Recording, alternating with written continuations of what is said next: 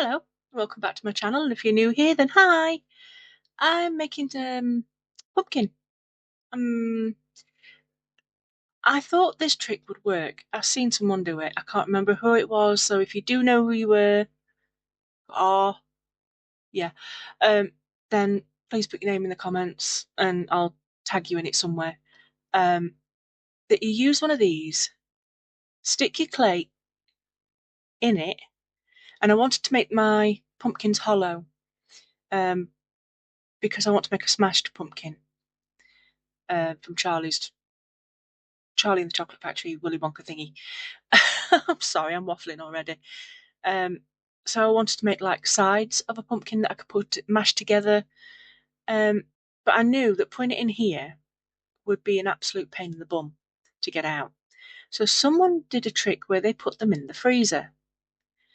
Now, I left them in the freezer for roughly 4 hours. I'm not sure if that was too long or not enough. I don't know. I can't remember what they did. And in the hopes that it would just plop out. So I'm making four. I think four. Did I make four? 1, 2, 3, 4. Yes, I think I made four because then I got some spare to break open because I want to make smashed pieces. Because Mike TV squashes a pumpkin. So yeah, I put them in the freezer. Now I'm going to make some candy canes, and I first thought I'm going to put them on a stick and then mudge them around on there and make sure I've got the right shape and things. But the stick, I'm using kebab sticks. They probably could have done with a bit of glue stuck on them, because they were very smooth, not rough enough to get the clay to stick. So I gave up on that idea. In fact, there's a couple of things in here I've given up on the idea and just gone a different way. So you see my attempts at fails and hopefully successes. I end up taking this off. It just wasn't right. So I started again, and you'll see me screw it up and just roll it out like a normal person would, and then just bend it over the top after I've nibbled the ends off. Nibbled the ends off. I even tried sticking a stick inside and then realised, nope, this is not working either. It's just making a mess. So yeah, there's candy cane number one. Give up on the sticks. And I make about five, I think, of all different sizes. So there's tall ones, thick ones, teeny one, and they're going to be dotted around the room. Um, and so far, what have I got? I've got mushrooms, I've got sweets, I've got a tree, candy canes, smashed pumpkin, which you will see soon. Oh, and I also do the set of stairs. Oh, I've also got Augustus Gloop. Well, at least I think I have. I don't know where I've put him. Ah, there's a point. Oh no, I found him. He's there. He was hiding behind a mushroom. So yeah, I'll do five. This is a teeny tiny one. And what I'll do is, when I've done them all, I'll put everything in the oven to bake, and then it'll be time to paint. Now, I'm using wood here that I've got in my little stash. Um, and I'm just, as you can see, I'm not measuring. I don't measure. Numbers. Nope. And I want six. I think I said six in my head. Yeah. 6 pieces to go up the stairs. And you'll probably notice I count the stairs again because I've forgotten how many I needed. Because that's me. Oh, it might be 7. So yeah, I've got them and I stick them on with some super glue and hold them down for a second. And I'm not being careful with this because the banister, I want it to be like more chocolate. So it's not sculpted. It's just dribbly. Kind of dribbly. A little bit dribbly. And I don't do much to the actual stairs themselves because they're just going to be painted brown. But I do put some blobs of clay to make it look like it's running down the stairs. And I think it's turned out all right. I mean, I haven't put it in the actual room to see if it fits yet. I really need to get a grip at that. Because I just sit here and make stuff and think, oh, I like this, I like that, I'll do that, I'll do this. And then I get to the room and think, oh, ecky thump. What am I going to do here? I've got no room. So at the minute, even though I've not finished making bits and bobs, I don't know if I've got the room to put the bits and bobs in. So it's a surprise to you as much as it is to me. And this stick will not stick to these blooming pieces of wood. And I'm putting loads of super glue on and holding it, but it does work eventually. And I don't get glue on my fingers with the brush. Yay! So now I'm just filling in the gaps between the wood and the banister. I first off thought try using a snake and go around, and I'm using this super light. I really shouldn't have. It's too smushy for this idea. But you learn. So you're better off, yeah, with harder clay, the polymer clay stuff. Super sculpy. Because this was just mush. I mean, you can see it's just like it just melts in your fingers and gets everywhere. And I noticed that bit wasn't quite stuck down, so I've had to quickly just plop a bit on. And like I said, I'm filling these in just so that it makes it more stable. Yeah, stable. And I shall bake that when it's done, so I can then put the next layer on. So then when I put my polymer clay on, it's not going to just break apart when I try and mudge me clay around to fit where I need it to be. And it's a pain in the bum on here. It really is. I should have just done clay, like I said, because all I did was faff. I mean, this is all sped up, obviously, but this took a long time and just kept sticking to my fingers. And it's cold in here. It's not like it's a warm house.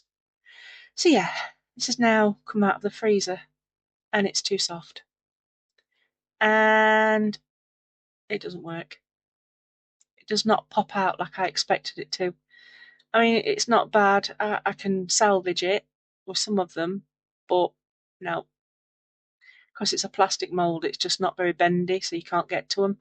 And I tried mushing a bit of polymer clay in to see if I could pick it up that way. No, that didn't work. So I tried this way, making it too big and then pulling it out. It worked much better. That would have been much quicker to do.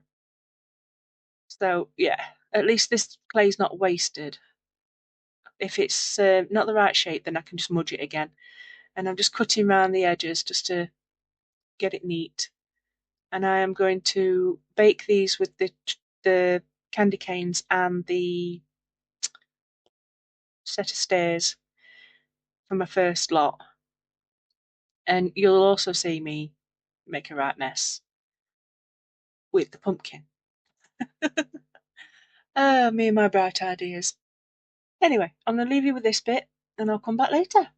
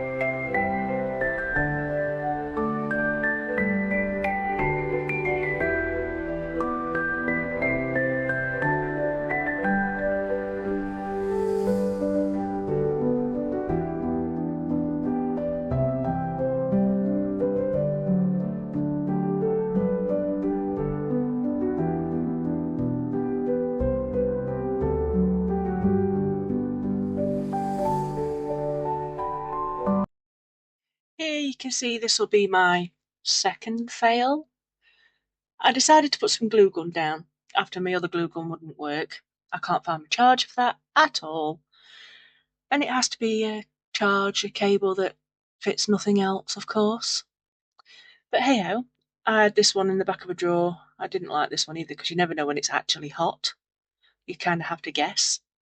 This is one I had years ago. But I thought I'd put all the silicone, it was a silicone picky mat. If you can see the pink thing in the corner, it was a picky mat that you pick all the bits out of. It's supposed to be a fidget toy. Only I saw it and thought, oh, I like those bits. I need those bits. So I picked all the bits out and I broke up the mat after I'd done and thought that'd be great as a filler for my pumpkin. So I did try filling it with clear glue, and that didn't work because it basically just piddled out everywhere. So second time round, I just used glue gun. Glue gun much easier, and it dried a lot quicker. The glue I used just didn't like to dry on the silicone mat, and I'm impatient, and it was taking hours to dry, and I'm like, no, this is not working. So, yeah, the second time round, the glue gun worked a heap better. And I filled all the pumpkin up with the silicone picky mat and put my broken pieces of the pumpkin all over the bottom. Now, because this is not real food, the fact that it looks like vomit doesn't bother me. How weird is that? Because it does look like that. It really does when it's finished. Well, I think it does. So feel free to say, yep, it looks like vomit. But it also kind of glows in the dark vomit. It's even better. So I'm painting my stairs a nice chocolatey brown. And I'm now getting ready to do my candy canes. And I started off doing it off camera because, professional and all that.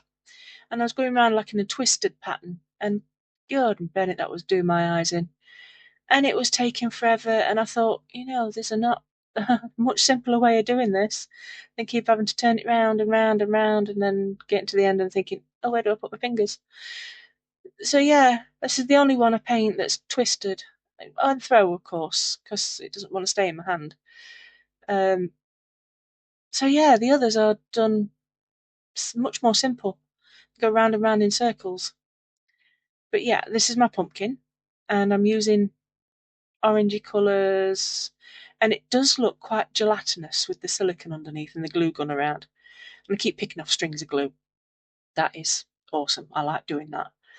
And I don't want it to be too dark where the silicone and glue is, because I want it to look like it's gelatinous. Yeah, gelatinous. Oh God, I was right in the first place. And I'm painting the pumpkin a nice dark orange, and I will put in some dry brushing to highlight the grooves, the pumpkin shape. I don't even know what word I'm looking for here, so I'm not even going to bother. And I will finish it off and show you some pictures of how it looks now and in the dark, because like I said, I splatter a bit of glow in the dark in. But those little sweeties out of that picky mat, absolutely brilliant. Worked out a treat. A treat. Oh God, shut up, Cal. So yeah, enjoy watching the rest of this, and I hope you like it, and I shall see you all next time. Bye bye.